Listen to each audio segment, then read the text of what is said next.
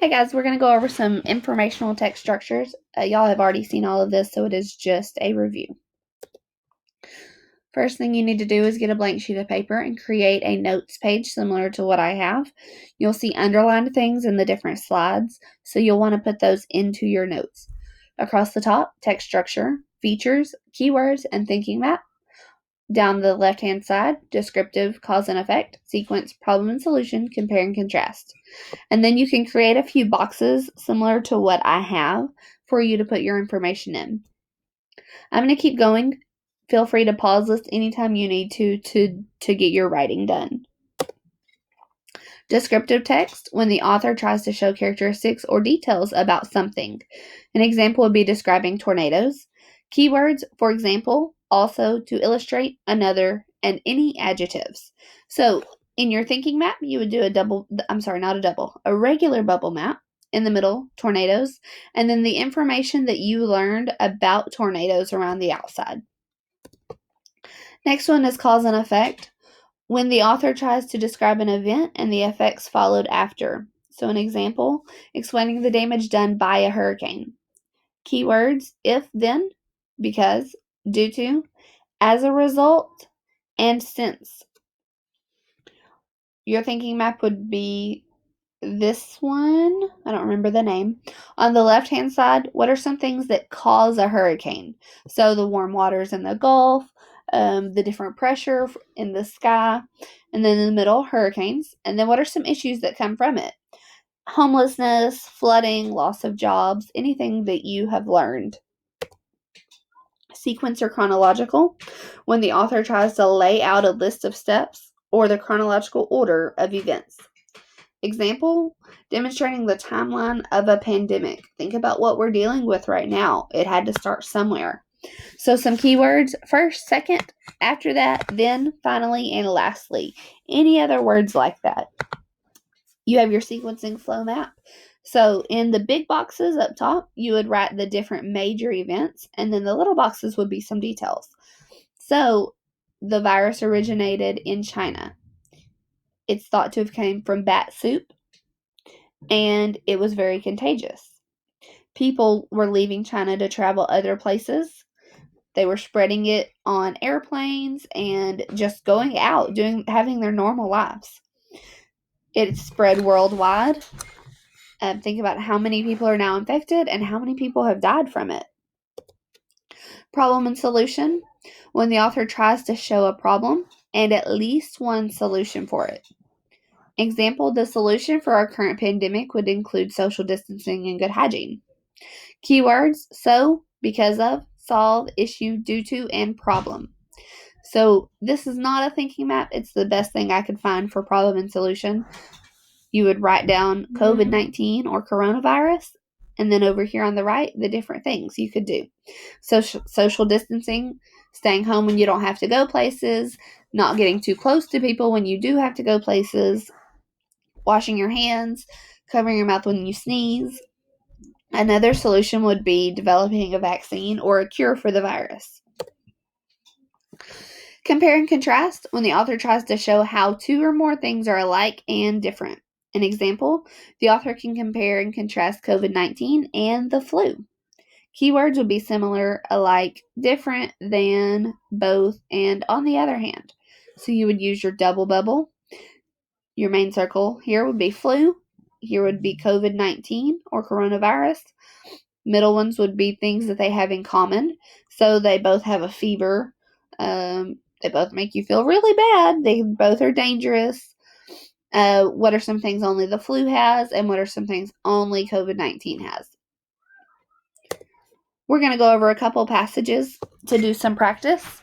As I read them, think about the text structure being used, the keywords to help you identify the text structure, and why does the author use this particular text structure? Jake knew he had a long list of things to do over the weekend, but he also had plans to have some fun with his friends.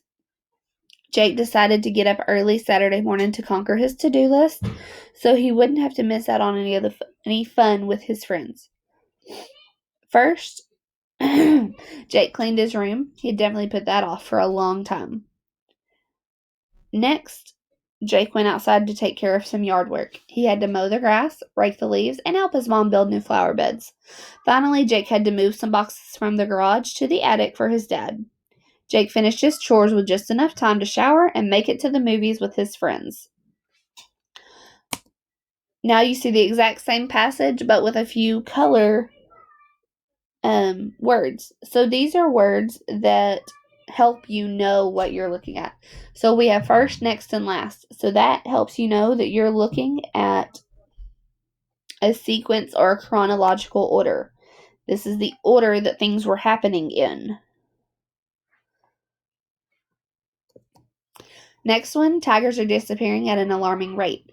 Because of this, Dr. Miller thinks we should write our congresspeople. If we let them know that this is a major issue, we might be able to solve this problem. Dr. Miller also thinks that we should donate to save the tigers. Our donations will help to support and empower those who are fighting the hardest to preserve the tigers. We owe it to our grandchildren to do something. So you see because of and issue, solve, and problem. So that helps you to know that it is a problem and solution passage. Next one, you might think that cats get a ridiculous amount of attention from people today, but that's nothing compared to how they were treated in ancient Egypt. Since cats were believed to represent the Egyptian war goddess Bastet, the ancient Egyptians literally worshipped cats. Their admiration was expressed in ways that we might find funny or shocking today. They liked cats so much that killing a cat in ancient Egypt, even on accident, was punishable by death.